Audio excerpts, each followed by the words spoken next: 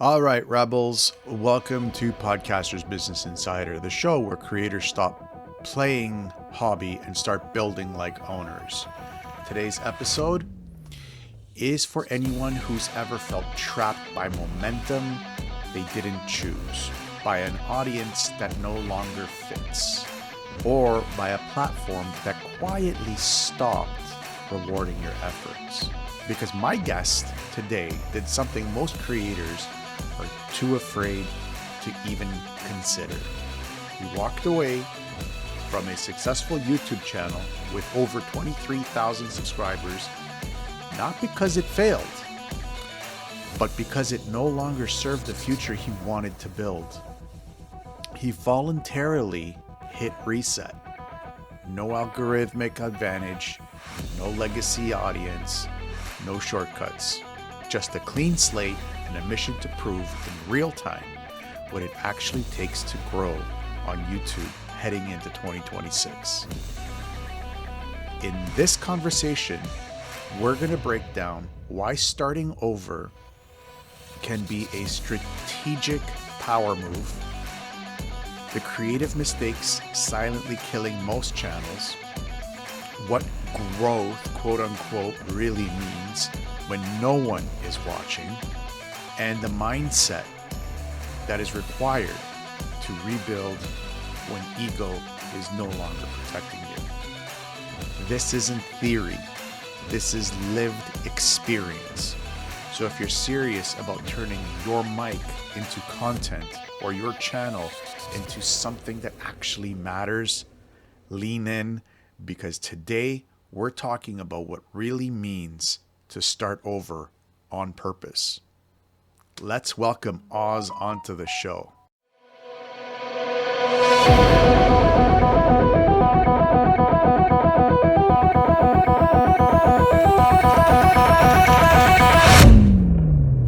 Today, we're talking with Oz Ali, the creator behind Ghost Your Job, a channel built entirely from scratch after he walked away from a successful 23,000 subscriber platform to rebuild everything from zero. Most creators cling to their old channels. Oz did the opposite. He voluntarily hit reset, choosing to prove exactly what it takes to grow a YouTube channel in the algorithm of 2026 with no advantages and no shortcuts. On his channel, Oz breaks down how to grow your YouTube in 2026, how to fix creative mistakes that block growth, how to build content that gets real views, the mindset needed to stay motivated when no one's watching. Oz, welcome to the show. Thank you. Thank you for having me. Good to be here. How's it going? It's going good. It's going good. Good, good. So what was the moment when you knew you had to leave your old 23,000 hmm channel behind? It was actually not a single moment. It was like it led up to it because my channel, I've talked to you about this many times, but for those of you who don't know, I had a channel that I started back in 2009. This is even before there was a partner program and there was any kind of money involved. I simply started YouTube because I was living in Japan. Um, or actually, I started it when I was still in Japan, but I didn't make any videos until I moved back to Canada. And I wanted to be in Japan and be a YouTuber, so I moved back to Japan. And that's where my channel kind of started its original like making videos. I basically wanted to not only talk about Japan and my life in Japan, but I'd always been like a YouTube viewer from when it started from 2006. So my dream was to kind of make videos myself, and I didn't have the guts to do it until around 2009, 2010. So my channel was at the beginning, it was more like I kind of followed trends, but a little bit too slow. Like I started making videos before a lot of other people started making videos, which was good. But the people I watched were in the beginning were like comedians or like kind of like teenagers doing funny stuff. So I was much older than that, but I still enjoyed that video. So I started making like kind of comedy videos in Japan. making fun of Japanese culture or Canadian culture, like the English and Japanese, like the differences. And then I progressed to travel because then I became serious and I started traveling around Japan. And a lot of my videos started getting really popular at the time. So I grew really fast. I think within like a year, I had gotten almost like 15,000 subscribers or something like that. So it was really good. And then I decided I wanted to be a YouTuber, so I started doing what you see on YouTube channels, but without the backup. Like I just didn't know anyone who was a YouTuber. I didn't know what YouTube really was like, and I didn't think about the business side of it. So I was mostly thinking about how to make how to be a YouTuber, kind of like the influencer side of it. So I started making videos and going around. I did collaborations. I had a few like sponsorships, that kind of stuff, and then everything was doing really well until COVID hit, and that was kind of like the starting of where my channel started declining because people stopped traveling at that time. So for 2, 3 years, all of my videos that were doing well kind of bombed, and then I continued to make videos. I pivoted to like life after COVID or that kind of stuff. But just my channel was kind of declining each month. I could see the views and the not the subscribers, the views and the monetization going down slowly. And then the biggest thing was when I moved back to Canada, and my channel just pretty much died. I tried to once again pivot, and I made videos about life after Japan or living in Canada, or because my wife is Japanese, talking about like her experiences in like reverse culture shock and all that kind of stuff. But my channel just wasn't going anywhere.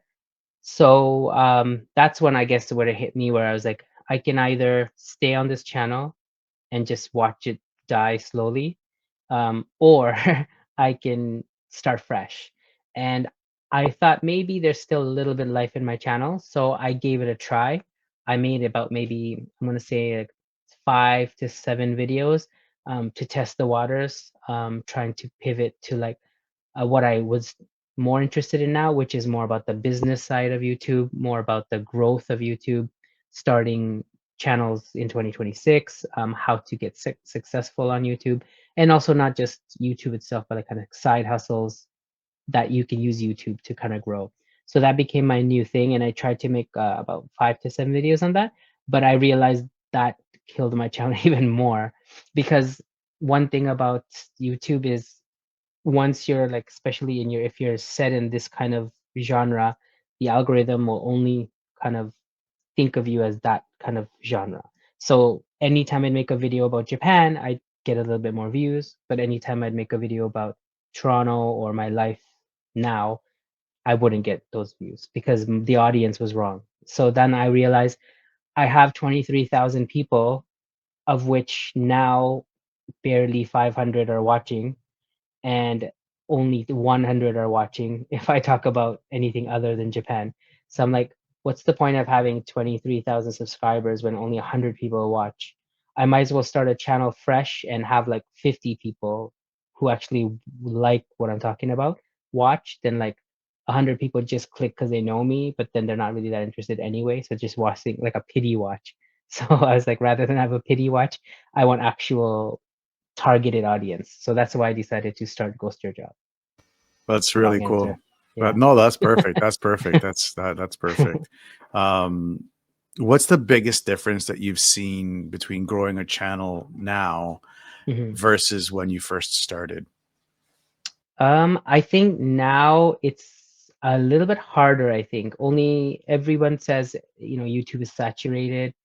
You can still do really well on YouTube, but now you have to have more strategy. Where at that time, like when I first started, there was a lot of YouTubers, but it was so random. Like you could find a niche and you could run with it and you could grow pretty fast because no one really knew what was going on. There wasn't these big channels that have like entire teams of people like creating designs for them and editing for them and stuff. It wasn't like a movie production, like Hollywood level system yet. It was just like people in their basement editing videos, and even the big YouTubers like at the time I'm trying to think like Ray William Johnson. I don't know if you know who that is, or people they were like huge at that time. I don't know if I can. His name is Ryan Higa, and he goes by Niga Higa. But his channel, he's an Asian guy who used to do like comedy skits. There's a lot of big YouTubers at the time, but they were just one person guys. They just got stuff from YouTube. Like the most, I think the most subscribed YouTuber at the time when I first started YouTube, his name was Ray William Johnson, and what he was like kind of America's Funniest Home Videos for YouTube. He would find like two or three weird witty videos, like kind of viral kind of videos online, and then he'd just make an episode talking about them and making fun of them, kind of like for like 5 or 6 minutes, and that became huge. And like he was like the biggest, like the biggest YouTuber in the world. So at that time, it was easy. It was a lot easier than it is now. I feel now with AI, with like I said, teams of people who have editing people and marketing people and sponsors and everything, it's just a lot more difficult to break out. You have to be really original or really lucky. I want to talk to you so much more about that because I'm starting to see. Do you think before we do you think it's do you think the people with the big budgets and the giant staff and everybody that's supporting these big YouTube channels, Mhm. um, do you think that they have an edge over the indie podcaster or indie creator? I think yes in the beginning, but I mean, everyone, all of those people who have those big budgets and everybody, they all started like where me and you are now, in our basements or in our rooms, editing videos and spending like up till midnight or 2 a.m. or whatever editing stuff. So I don't think they had an advantage. Their advantage was they started early. It's like getting in early. So by the time it got to this level, they had already grown so much. So now they have so many resources to push it even further. So I mean, like for example, Mr. Beast or whatever, the biggest YouTuber now, he has millions and millions of dollars that he can throw at every video, and he gets millions and millions, hundreds of millions of views per video. So for him, it's very easy to grow on YouTube because he has so much resources. But he's been making videos for 10, 13 years.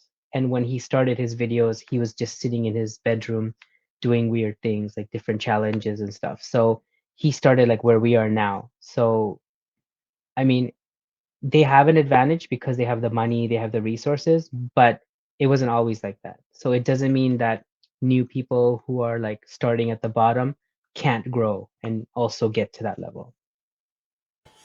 You started your new channel 2025 last year.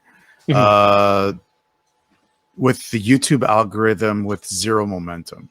What's the mhm. number one mistake podcasters and content creators make when they try to move their show onto YouTube today? Mm, that's a good question. I mean, it depends on the strategy they have, but I would say possibly, I don't think they make a big mistake. There's not really, unless they're doing everything wrong, like there's certain things that everyone should do when they start on YouTube, whether it's a podcast or like a vlog or a talking head channel, whatever. There should be a lot of planning behind it. So I think, for example, if you have a podcast and you're like doing just an audio podcast and you're thinking of bringing it onto YouTube, one mistake might be not planning it properly and just thinking, okay, it's just like a dumping ground. I'll just do everything for this platform and I'll just throw it on YouTube. It should be fine. So, for example, we do the opposite, right? Like YouTubers, we just throw stuff onto TikTok and Instagram just to hope that someone will watch it. But I mean, which is good. It might get a little bit of traction, but if you actually want to grow on a platform, so if your main thing is YouTube, then that's fine. You can, whatever. It's the same thing. If you're a podcaster and you're not really doing it for YouTube, you're doing it for your own podcasting on other platforms, you don't have to think about it too much. You just kind of repurpose it a bit. But if you actually want to have your podcast do really well on YouTube as well, it's a lot more planning you have to do and a lot more think about the difference between like the platforms. Because with YouTube, certain things are more important that are not that important. For example, thumbnails or titles or that kind of stuff is not as important on other platforms. For example, TikTok, Instagram, there's no thumbnails. You just swipe and see videos, right? So no one cares about that. But the YouTube is the opposite. If your thumbnail is garbage, nobody's going to watch your videos. So it's very different rules. So sometimes researching first before starting on YouTube would be good. So I think they jump into it too fast. I would say that would be the biggest mistake. So jumping in too fast without a strategy, because I actually Yeah. noticed that one of my last podcasts, the Fitness Oracle, Hmm. where I was using YouTube as a dumping ground for the video aspect of my podcast. Yeah. And And how did that go? well, after 3 years of having my podcast on YouTube, I only had 27 subscribers. Okay. Yeah. So Yeah. that should explain. Yeah. But at the time, your focus is more on the podcast itself, right? Because that one did really well, that podcast, right? On Yeah, other the platforms, right? yeah, the audio Yeah. part of it did really Yeah. well. Yeah, exactly. So that's why you were focused on that. So if you were actually focused on the YouTube part of it, you would have realized before those 3 years that since I'm not gaining views or subscribers, I'm doing something wrong. And then you would learn instead of proactively, like reactively, you'd be like, oh, it's been like a year. I have 20 subscribers. Now what? And then you'd have to fix things. So that way, the opposite way is if you proactively do it, then you don't have to do it later. Like you don't have to waste a year of dumping a whole bunch of stuff on YouTube and not having it go anywhere. Right from video one, if you have a plan, even if like you said in the beginning in the intro, it's so hard to get anyone to um, with very barely any views or any subscribers from zero. You're not gonna suddenly like. I mean, this happens very rarely. Sometimes you upload a video and it goes viral. I've had some friends that's happened to, but it's very, very rare and it's not lasting. So um, to actually do well on YouTube, you do have to have a strategy. You do have to follow the certain rules that they have, um, and then still you might not grow. It's just like half of that is luck, half of it is timing, and the other make sure the other half is strategy, I guess. And then if you put that together, hopefully your videos and your channel will blow up. It's almost I think that's true for like other different platforms like Facebook, X, Twitter, Hmm. X Twitter, LinkedIn, Instagram. You have to have a strategy for all those platforms if you're wanting to grow anything at this point. Yeah, I think that's the thing. Like, it's rare now that people just upload without any kind of plan and just get lucky and suddenly their channel blows up. Unless they're like a celebrity already or they already have a following somewhere else. It's very rare that you just like out of the blue say, okay, I think I'm just gonna make a video on YouTube, upload it, and then you have a million views. Like that's not happening anymore. That used to happen before. Maybe sometimes it happens like those meme kind of videos, like something random somebody uploads and it just becomes a huge meme and it blows up. But like I said, it's very, very rare. And it's even if they do get a viral video, for example, if I like a meme, you'll never see that person ever again, like except for that meme. If you notice those memes, they're just one lucky, like they got viral once, but then they can't keep making viral videos, if you notice, because they never had a plan in the first place. They just got lucky. So that's the Right. trade-off. You talk a lot on your videos, and I do. I am a subscriber of Thank you. Ghost Your Job. I am a subscriber, and I do Thank you. follow you, and I see all your shorts and everything. And you talk about something that us podcasters and content creators we talk a lot about, Hmm. especially when we're learning the industry. It's your first 10 seconds. You have 10 seconds to hook your viewer immediately. Yeah. And It, this is critical, especially for podcasters. mhm. What does that first 10 seconds look like in 2020? What did it look like in 2025? And what do you think it's going to look like in Mm. 2026? Honestly, I think in up till now, it's the time keeps getting shorter and shorter. Like I would have said like 10 years ago, the first minute of your video has to be really interesting. And then in 5 years ago, it's like the first 30 seconds have to be amazing. And now you're saying it's 10 seconds. Like I've heard people say it's the first 3 seconds now. Like attention spans are getting really small. So it's getting shorter and shorter. And because there's so much competition and now there's so much AI, like it's hard to shock people in the first 10 seconds. So I think it's still important. It's going to be very important to grab people's attention in the 10 seconds. But I think what's going to change in 2026 is how we grab people's attention. Up till now, it's been like wow them or surprise them or shock them. But if you notice now, every video, especially the AI ones made by Sora 2 or whatnot, everything is shocking. Like everything is like, oh my God, like this elephant just ate a, whatever. And it's like, what's going on here, right? Like I just watched the video yesterday. It looks so real. It's an Uber guy who, this Indian Uber guy who like knocks on the door. It's like it's a heavy storm, and suddenly a tornado behind him comes up and pulls him away. So until that point, I thought that was real. Like it looks so realistic. So it's gonna be so hard to tell what's real and what's not. So I think the first, like you said, first 10 seconds, it might be go down to even more first 5 seconds, but I think it's gonna really matter which kind of audience you want. If you want the like the short viral meme style audience, then you're gonna have to do like that shocking thing, like the Uber guy getting blown away by a tornado. But if you want real people to take your podcast seriously and who are interested in your topic, it's gonna be the opposite. You're gonna have to show that you're not a generic AI type of like fake, person, or you're not trying to just clickbait and just get views because you said something shocking. You're gonna actually be real and give like real value. Like you're gonna have to convince people in the first 10 seconds that you have something of real value to give to them if they stick around. So that I think it's gonna pivot a lot to more reality, unless you're going for the non-reality AI kind of stuff. That's a really tough thing to do. Mhm. I've been trying to do that for like 3 years, and it's like That is the secret sauce. I'm slowly starting to get better. And thanks a Yeah, lot to your channel. It's working. thank you. I mean, I'm still like I'm just as bad as I was before because I've honestly I've been doing YouTube for what 16, 15 years now, and some along the way, like when I feel like when I was doing really well, like in 2012, 2013, 2014, around that time, I was doing really well. I had kind of figured it out how to capture the intention in the first 30 seconds or so. But then something happened along the way, and maybe I changed, or YouTube changed, and it was no longer effective anymore. But I had forgotten about it for a long time. And then when I started Ghost Your Job, I started, watching other YouTubers, doing research, seeing what's doing well on YouTube now. And I realized like now it's more important than ever. Like you do have to capture attention because there's too much competition now, and people can within 10 seconds find a better video or find something better to do than watch your video.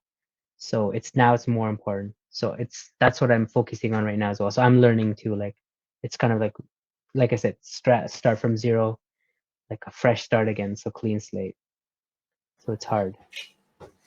You when you tore everything down and started from zero, Mhm. what truth about YouTube did you finally see clearly? Something that you couldn't see when you had 23,000 subscribers, and that most creators will never understand until they're forced to restart.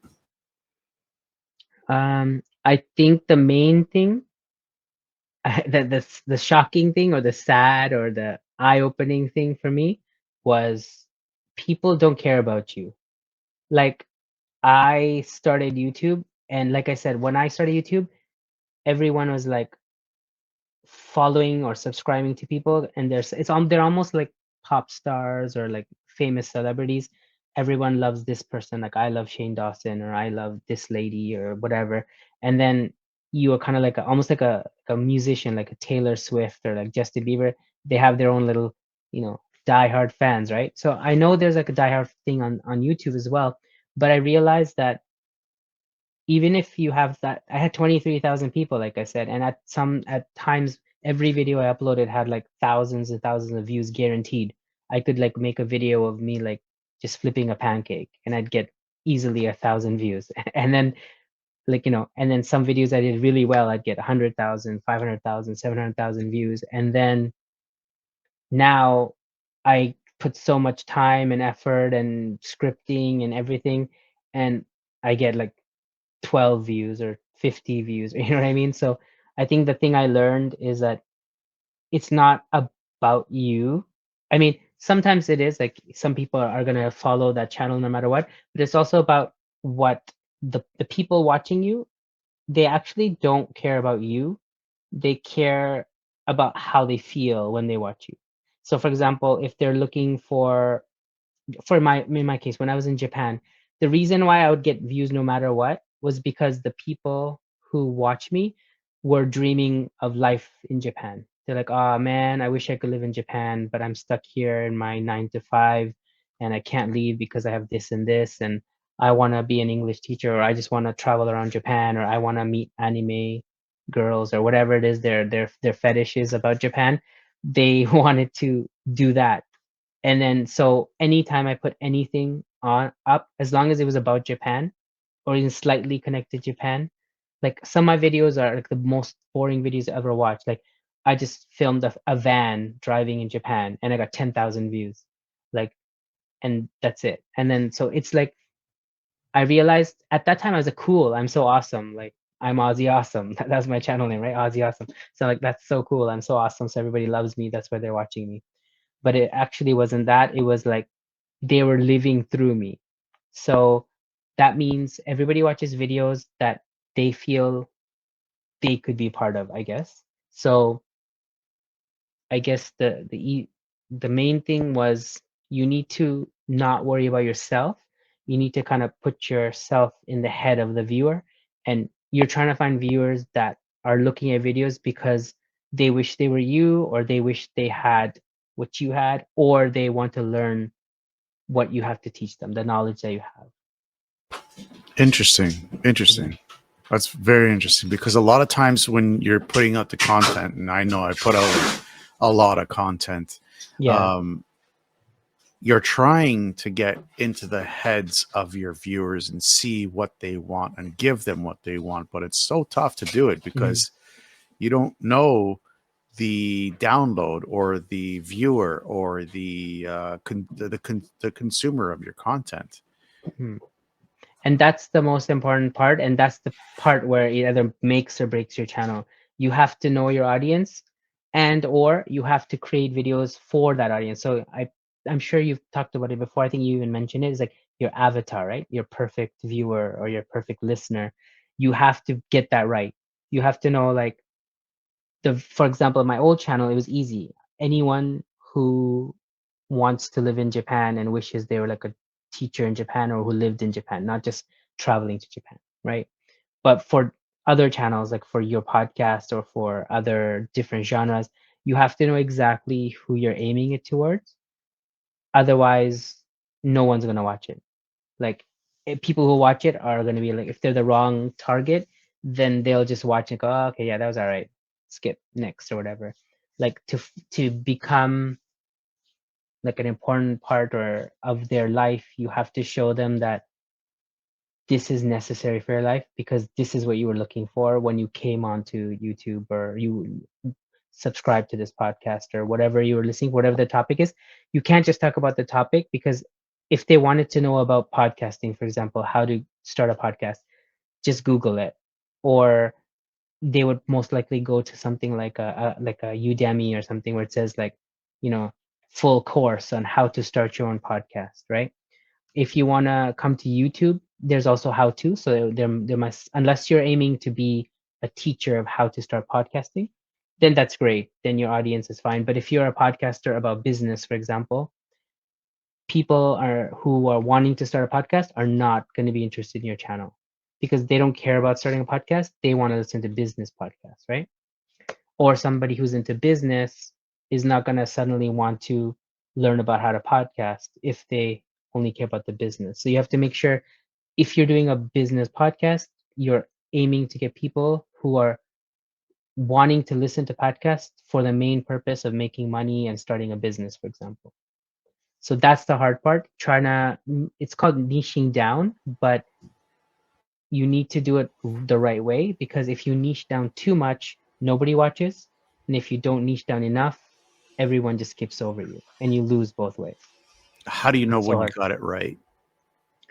I think the way you'll know you have it right is checking your analytics is one way. I wouldn't keep too much about like the CTR and all that stuff. I wouldn't worry about that. But I would just, as long as the all the arrows are kind of going this way, like up, rather than this way, that's pretty much the easiest way to tell. Like, if more viewers are coming into your channel, more subscribers are subscribing to you, and it looks like the algorithm is pushing you more to more channels, that's successful, because that means you got it right, and the algorithm is like, yeah, okay, this dude makes videos with these people and these people are enjoying it, so I'm going to keep pushing it to more of these people. So it just it kind of snowballs. You'll know when it happens. You'll know when you hit it. Like, for example, if you do 20 videos and only one of those videos gets like 1,000 views and every other video gets 100 views, then whatever that chat video was about that got 1,000 views, that's the topic you want to stick with for your channel, because that's your audience. You can see what that audience member, what kind of people are in the audience. You could take a look at specific videos, right? So you check that video and say, okay, I got 1,000 people watch this video as opposed to 100. Everybody came from America. Okay. Everyone's between the ages of 25 to 35. Okay. And whatever, like those kind of statistics kind of help you out a bit. And then you can know, okay, the topic was about, for example, cryptocurrency and then you know, okay, I'm going to be a crypto guy. If I want this channel to grow, I have to start making more videos, and you just double down on those videos.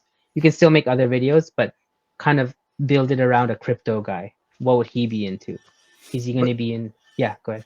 I was just going to ask, Yeah. you said I can make other videos.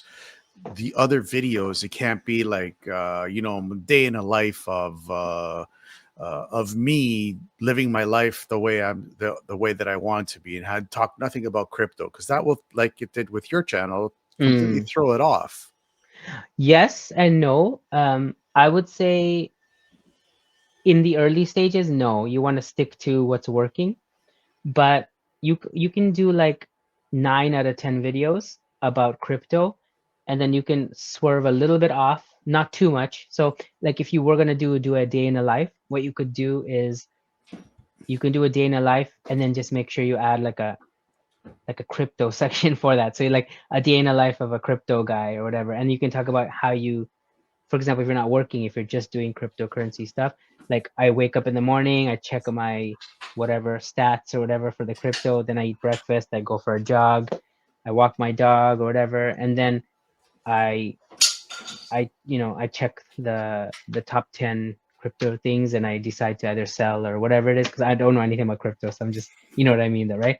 Like Yeah. as long as you put it connected to your main niche, you could swerve off to be like how it could be even like how I walked away for crypto for 2 weeks to refresh or recharge or something, and then you could have your vacation. You could talk about like I went to the Caribbean to, and then kind of show how like even though if you're into crypto or whatever, sometimes it's better to don't touch it, leave it for 2 weeks, and then show like when you came back you actually made more money or something. As long as there's some kind of twist that leads you back to the people who are watching. Because if there's like I said, if the most people watching your videos, if it hits that big, it's called an outlier video, right? So like if you have 100 videos and they all get like around 200 to 500 views, and then one video gets 10,000 views, that's an outlier. So that's where you focus. You're like, okay, why did this video do so well? Was it the thumbnail? Was it the topic? Did I hit the right audience? Is that what happened? And then you can kind of go from there and say, okay, it looks like everything of the package was perfect of this video, but the thumbnails are all the same of every other single one I've done. So it's most likely not the thumbnail. It might be the title, or it might be the actual content. Whatever it is, a lot of people liked it and a lot of people commented and shared it or whatever. So it suddenly blew up. So that's kind of a hint that, okay, focus more on that and then stick to it. Like don't just change your entire life because one video did really well, but like kind of get an idea of, okay, this did really well. This is the part of me that I like about it. Maybe I'll just focus more on this anyway. Because if you're doing like let's say you're like a business person and you have a podcast, you do stock market stuff, you do crypto, you do like a whole bunch of side hustles, investing, whatever, right? You can still make videos about everything, but if you notice that one topic is always doing better, then you should start focusing more on that, and then leave the other stuff for like the background, for the side. Like, by the way, I also do this, but this Mhm. is like the main thing. Let's switch gears here a little bit, because Yeah. let's switch gears into something that a lot of content creators and podcasters, they fight with a lot. I know I've been fighting with this myself. Hmm. The algorithm, Okay. Yeah. the YouTube, well, not just YouTube, but all the other Hmm. social media algorithms out there.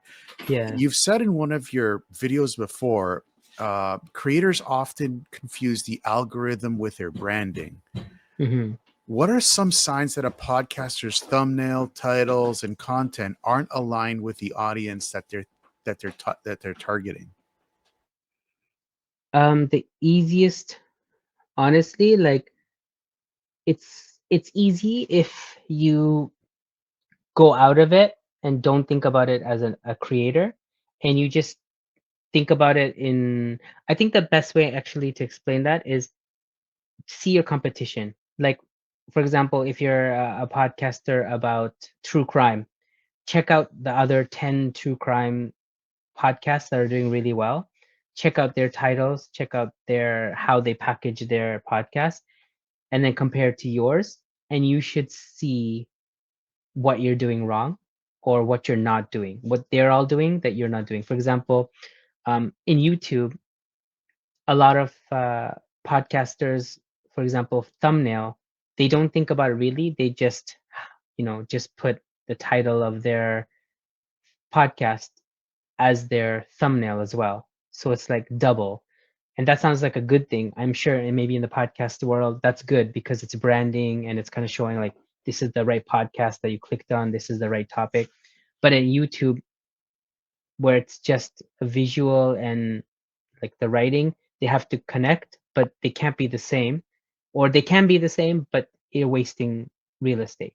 Like, so I feel branding is very different for different styles, but I think the main thing is you have to compare it. It sounds bad, but you have to kind of make sure that you're not too different from everybody else, because that sometimes that can be a good thing because you're unique or whatever, but a lot of times it means you're doing it wrong. Like, you're not following, there's certain rules that have been created that work and they work for a reason.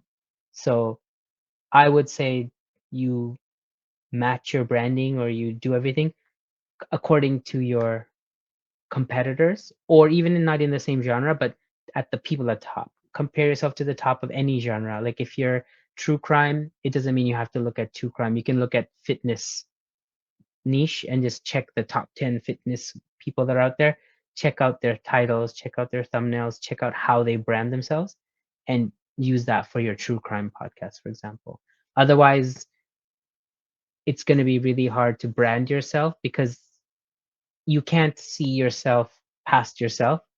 You want to know what other people are looking for and not just what you think. Once again, it goes back to like I thought I was awesome because everyone's coming in and looking at me, but it's not you. It's the way the system and the branding works that attracts those people.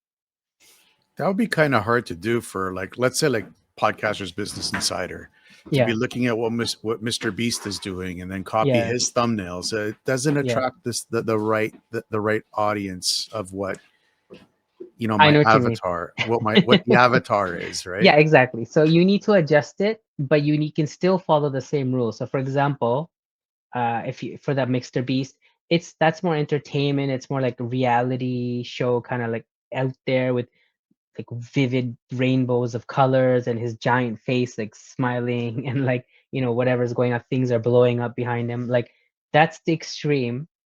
But for example, his videos are very, very, the biggest thing that they do, or what he's famous for, is curiosity driven. So his title and his thumbnail are always so out there, but they always like make you, there's a missing piece of it. There's something, a question that's missing. Like, for example, there's a giant bottle of green sauce, right? And then the title says, "This is the most dangerous thing I've ever tried," or whatever, right?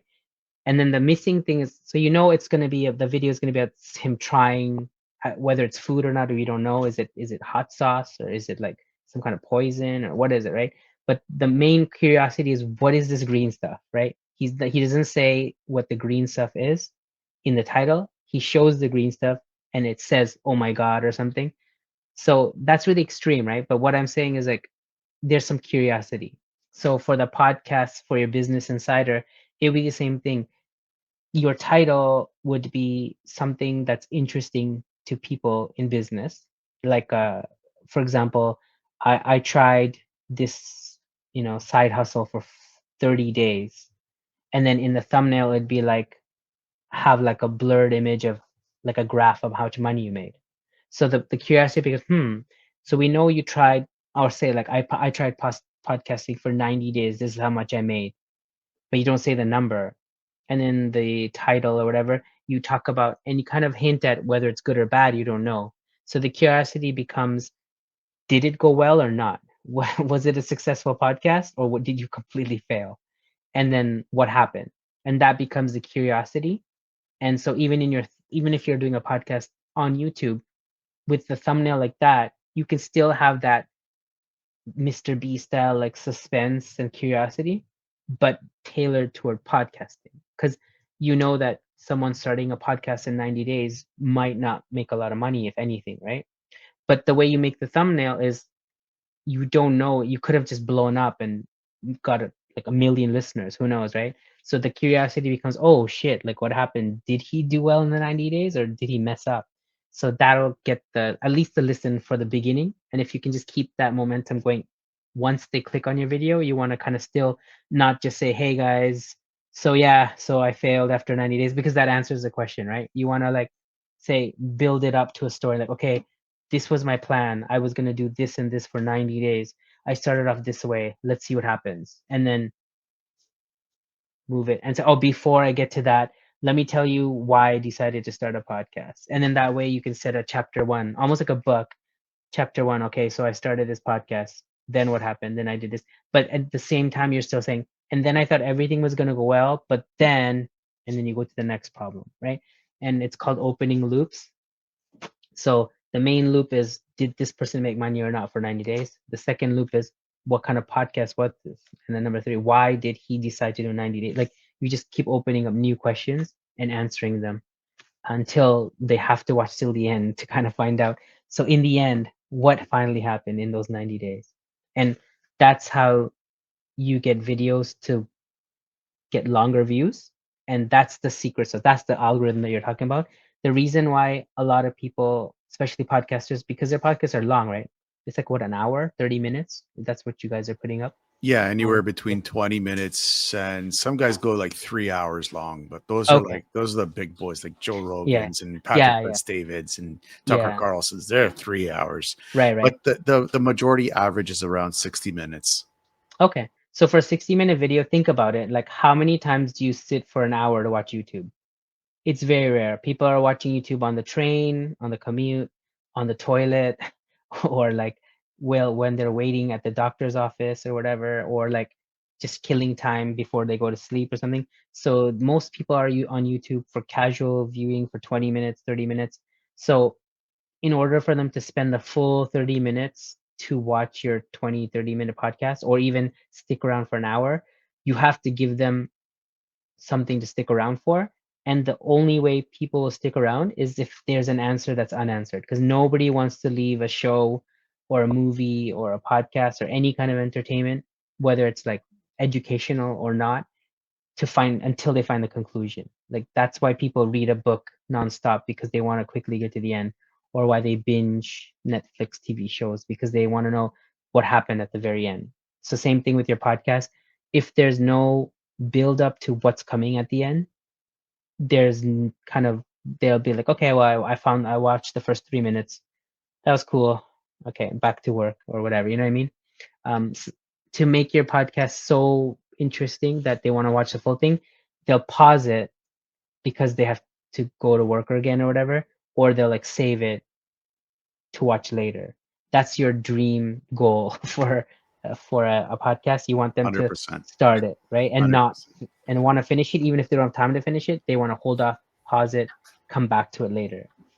So to do that, you can follow Mr. Beast exactly, without having the explosions and the extreme drama, but tailor it to your own genre. It's interesting that you said that because we're actually launching this week. Actually, we're launching a I'm you know building a Rebel Syndicate on Discord. It's like Oh, okay. yeah, we're Like a building a community. Discord channel, Discord Nice. community on. It's called the Rebel Syndicate, and Okay. I'm recording everything. I'm recording everything from 0 members to the goal is to get 10 members by the end of January. So Okay. Okay. we'll see. We'll Yeah, see. that's possible. I think you do it. That's another thing. It's good to have the goals and like benchmarks, but not make it too impossible. Like I want to be like a influencer in the middle of 2026 in 6 months with me. You know what I mean? Like baby goals are the best goals because then you can just keep building them. So yeah, that's a good goal. Podcasters tend to upload clips and assume that they're going to do quote unquote marketing. Okay. What does real digital marketing look like for a creator today? Um, honestly, like that's my weak point as well. Like it's so hard for me, even when I was doing really well on YouTube, that was my downfall. I didn't market it. Just content creation is not gonna cut it anymore because if, for example, in my case, I don't know too much about podcasting, but in terms of YouTube, AdSense is garbage. Like it's very little. Unless you're getting a million views per video, you're not going to be making that much. So if your goal is just to get views and people to listen to your podcast only, if that's your goal, then congratulations. If people listen to it, that's fine. But if you're thinking of it as a business and for marketing, it's not enough.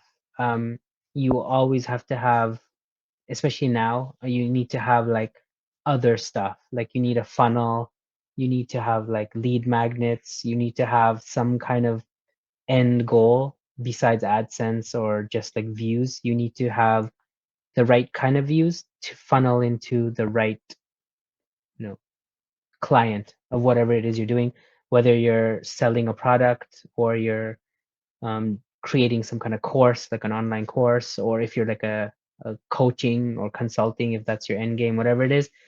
For marketing, it's not just enough to like say, oh guys, thanks for watching my video. Click on the link below to like join my course where I teach you whatever. I mean, you need to build different funnels and different steps and give away a lot of value and free stuff before people will think about even paying for anything you have to offer. So it's really hard. You can't just do it by saying, here's my podcast, listen to it, and then expect people to say, oh, okay, now can I also buy your book and your, course where like they're not going to proactively do it. You have to throw it in their face like 100 times before they might even consider buying it. I So it's had very an hard. interesting conversation previously with a past guest about that free stuff. You Yeah. know, give people free stuff and as much as you can.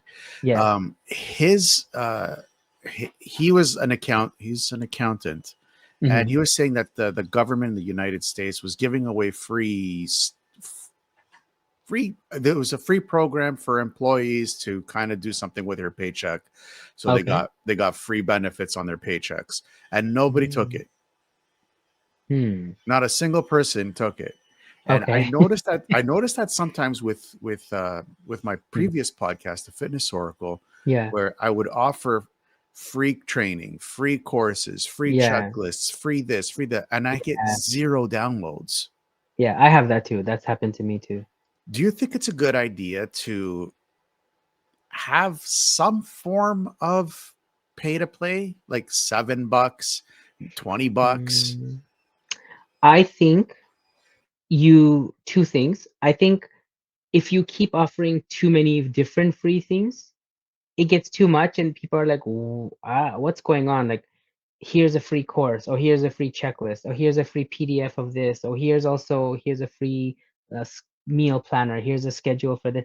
Like, there's 100 free things. That's great that you're giving away for free, but I feel like it doesn't feel special enough then. It's just like this guy is just like the people standing in the corners handing out pamphlets. Like you don't want to be that guy, right? Um, if you think about it, like the only thing that people give away free, like if you think about the real world, like if you're walking down the street and there's a guy giving away papers, pamphlets, how likely are you to get it, right? Now, for example, let's there's a girl giving away free cans of Red Bull. How likely are you going to accept the Red Bull as opposed to the pamphlet? I I'd mean, rather even I'd you rather take take the the pamphlet. pamphlet. Yeah, I don't drink Red Bull. I'm Okay, against neither do Red I. Bull. Neither do I. I don't like energy drinks, but I'm just saying in general, the public will go crazy for free products, right? Like if you it because it's the branding, right? So I think the main thing is if you want to give away a lot of free stuff, unless you're a already known brand, people don't give a crap. Like they're not gonna, like if it was like there's this really big YouTuber named Ali Abdal. He does like productivity and business and lifestyle videos. This guy, anything he touches turns to millions of dollars. So like he gives away free this, free that on his channel. Like it's sold out. Like I mean, not sold out, but you know what I mean. It's just like swamped with people. So like for those people, it makes sense to give away tons of free stuff. For small channels, I think you should have one free lead magnet for sure. It should be something that is not just generic, like, oh, here's a 10-step guide checklist to like make sure that you're uploading YouTube. You know what I mean? It should be something unique, something that's connected to your genre, but still something that's worth value, but it's not like a 100-page ebook or something, because you that's too much, right? But like you should give away something for free. But like you said, it's always good to have a, for your ultimate fans or the people who trust you and who like that free thing, a second option or a third option. So then, for example, you give away a free 15-page PDF on everything you need to do to start a YouTube channel. In my case, for example, if I did that, by the way, I don't have any lead magnets. I had one lead magnet. I stopped doing it because I realized it's not the right lead magnet for my channel. I mean, a lot, not a lot, but quite a few people downloaded it, but it didn't really connect to my channel, and I didn't like the way it kind of made my. Maybe I'll talk about that another day, but basically I abandoned that one. But like I think what you need to do is have a lead magnet, like a small one that's like really good, and then say, oh, by the way, if you like this, I have an ebook that I sell for, and it doesn't have to be like too expensive, like $5. And then after that, the next level up, because they can always have like free, small ticket, high ticket. And it's small ticket can be like $10, $5, $50. High ticket could be anywhere from like $100 to $1,000, depending what you're giving away. But it's always good to have like a small, medium, and large. Everything comes in threes, right? So the small is like the free thing. Here's a small 15-page book about how to create a YouTube channel. Medium is like, oh, here is this 4 video course I made where I'll walk you step by step so you can see me create a channel from scratch. That's like $20. And then, oh, do you want me to sit with you and I'll help you. We'll go through the planning together. We'll create a channel together. We'll make a 10 video list together, and I'll kind of be like your sidekick or your assistant and help you create this first 10 videos on your channel. And that could be $500, for example. You know what I mean? Like you can do those three, and most people will not go for the $500 one. Most people will go for the free one or nothing at all, like you said, because most people don't want anything. But if they go for the free one, they might be like, okay, well, I really like this 15-page thing. I might as well watch his videos. It's only like $5. It's only $10 or whatever. And I get to visually see what he's doing.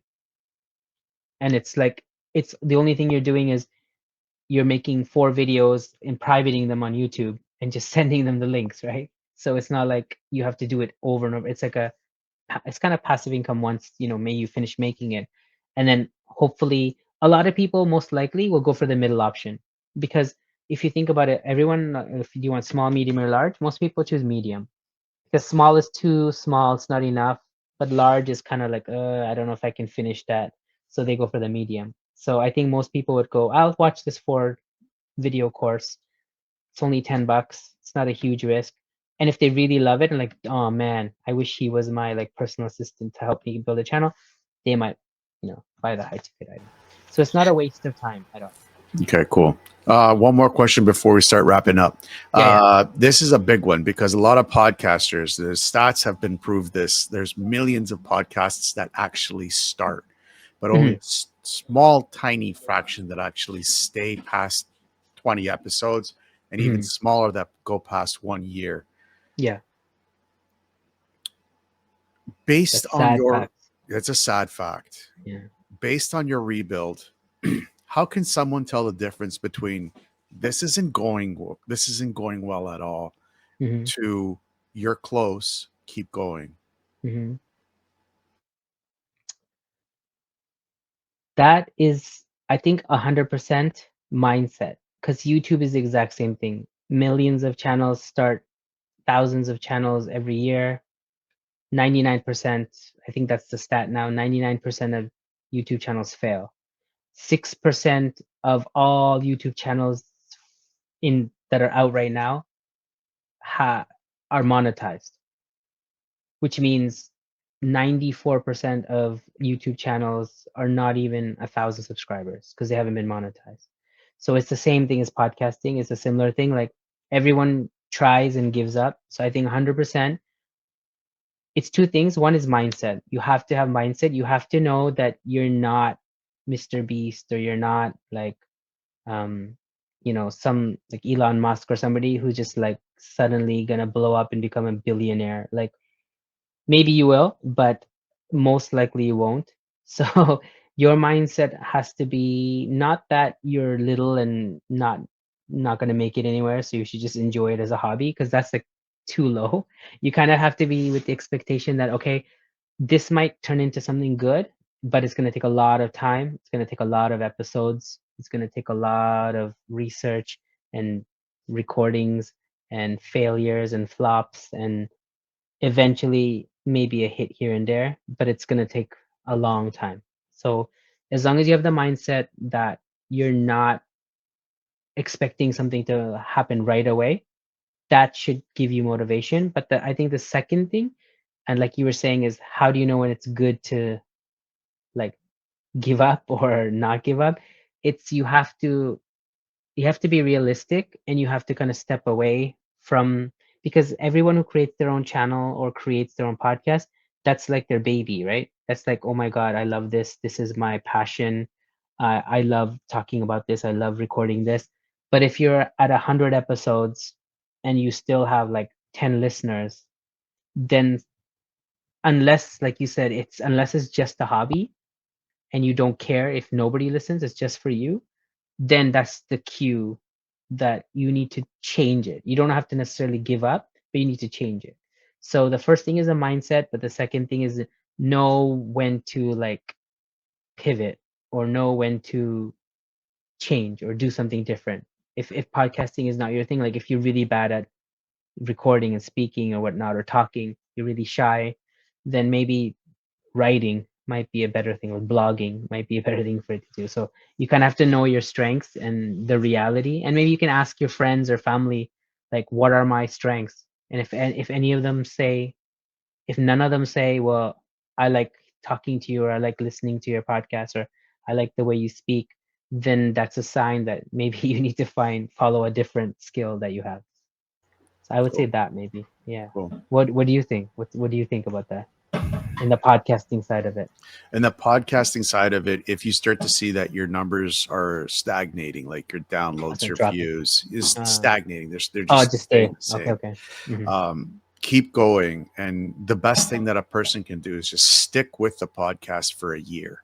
Okay, a year. Okay. Yeah, if you don't stick with it for a year, the first year is going to be horrible, Okay, absolutely okay. horrible. But if you start seeing Mm, that your numbers are, you're getting one subscriber every week or every mm-hmm. month, that means that you're doing something good. So you need to Okay, stick with it, okay. because it is a it's not a it's not a sprint. Mm-hmm. It's a very long marathon. And for Mm-hmm. podcasters, new podcasters, indie podcasters, you Mm-hmm. need to be seeing what your numbers are in 7 years, between 5 and Wow. 7 years.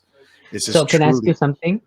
sure. Because I don't know much about podcasting. Like for me, I know YouTube, you need 1,000 subscribers to get monetized. You need 10,000 subscribers to like can be considered like an actual YouTuber kind of thing. You need 100,000 subscriber to get that little plaque. There's like little benchmarks. Is there anything like this in podcasting, or just like what is the goal? What is the number that is like the number that everyone goes, I wish I had that. Is there a number like that? There's no real number, Okay. because what you're trying to do in podcasting is provide value for people, Mm-hmm. right? So it's like, how can I best explain this? There's no there's no plaque, there are awards, but nobody really puts Mm-hmm. any value into the awards. I'm sure there's some podcasters that do, but I Okay. don't. I just try to you just try to help as many people. So like right now, I just saw on my YouTube analytics that I gained 2 subscribers this week, which Okay, is fantastic. So we went that's good. from 27 to 29. Right. So that's 29 more people that Hmm. you and I can help Right. to that. That's all that we're doing. Okay. And the podcasting space between creators it's very tight, Um. and we help each other.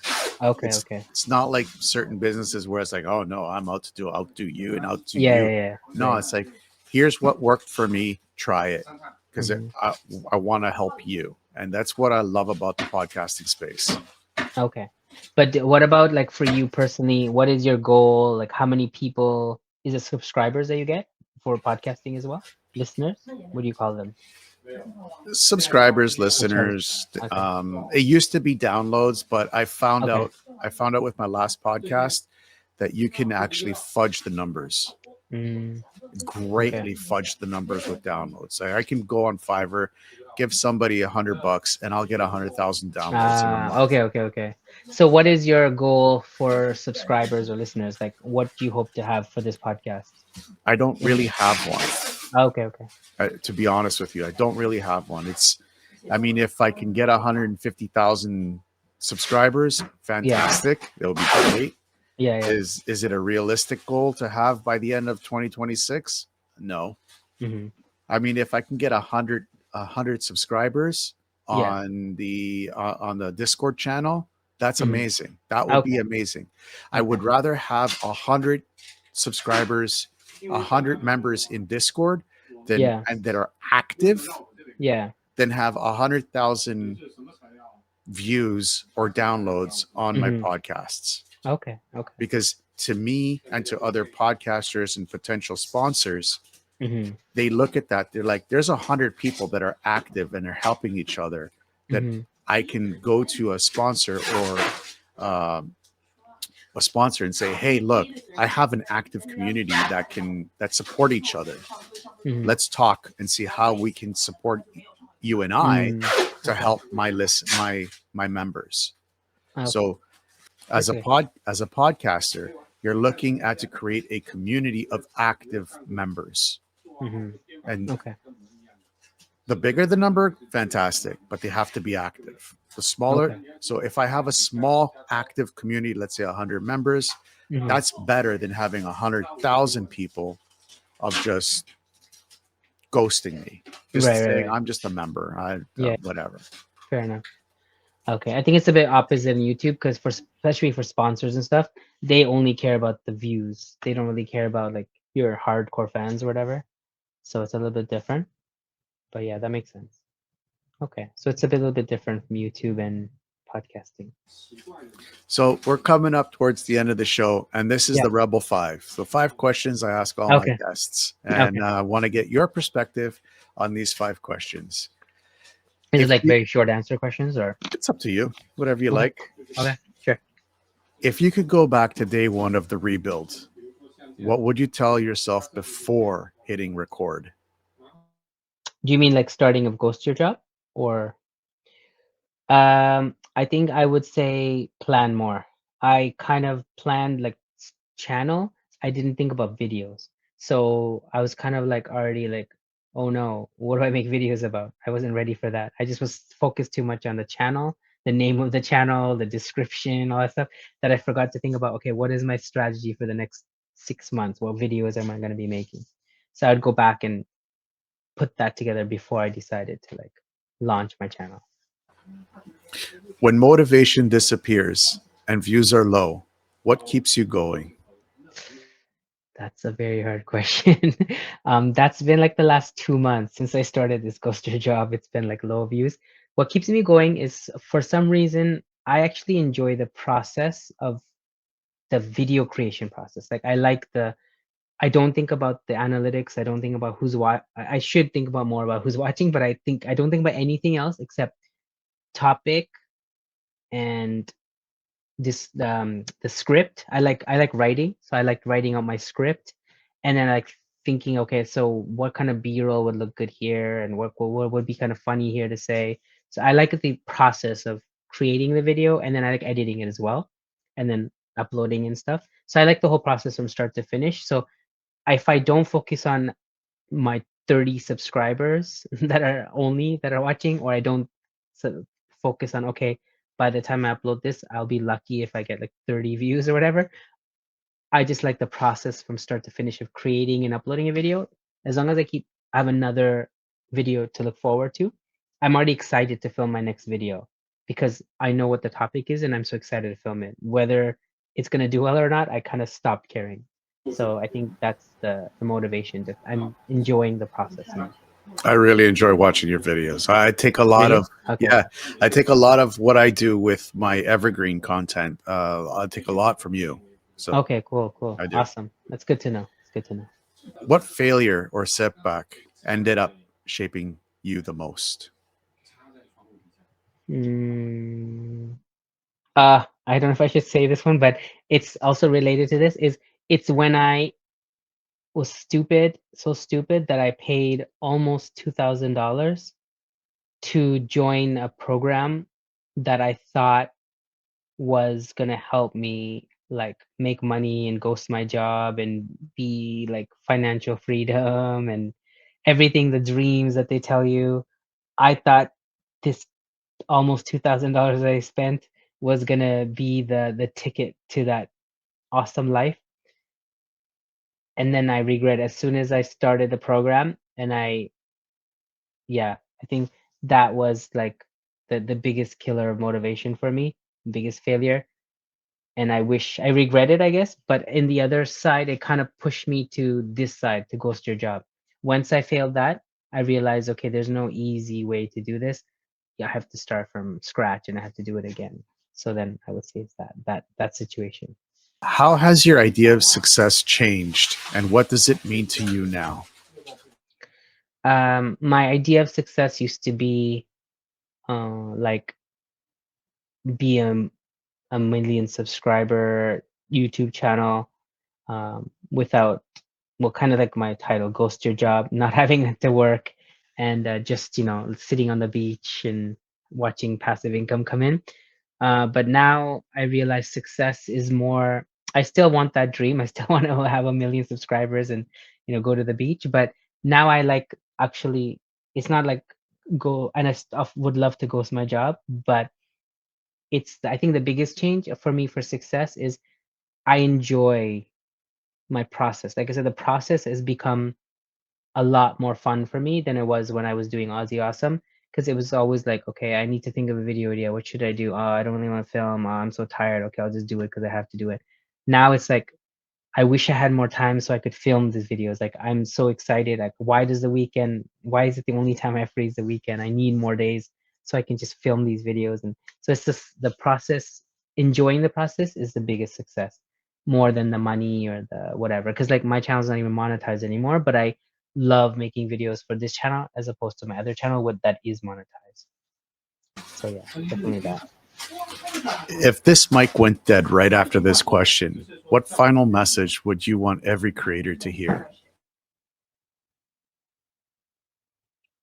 Don't give up, but also don't have too high expectations. Just rather than looking out, look in.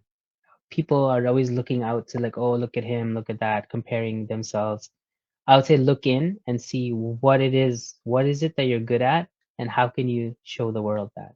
And think about it internally rather than externally. Oz, thank you for Yeah. showing creators the raw, real truth about rebuilding, growing on YouTube in 2025 and in 2026, Yes. and Thank you. building a brand with clarity and courage. Your journey proves that starting over isn't a loss, it's an actual power move. I agree. Thank you so much. I'm not gonna give up, and you too. This is like new for you too, right? So I hope this is successful and grows as well. So Thank let's you. grow together. Small creators unite. Thank you. You're All right, welcome. Rebels. Remember this, your voice has power. Every episode you record, every story you tell, every time you hit publish, you're not just making noise, you're making history. Don't wait for permission. Don't play small. The world needs your voice raw, real, and unapologetic. Keep creating, keep pushing boundaries, stay bold, stay sharp, and as always, long live the rebellion. Very good. Very good. I agree.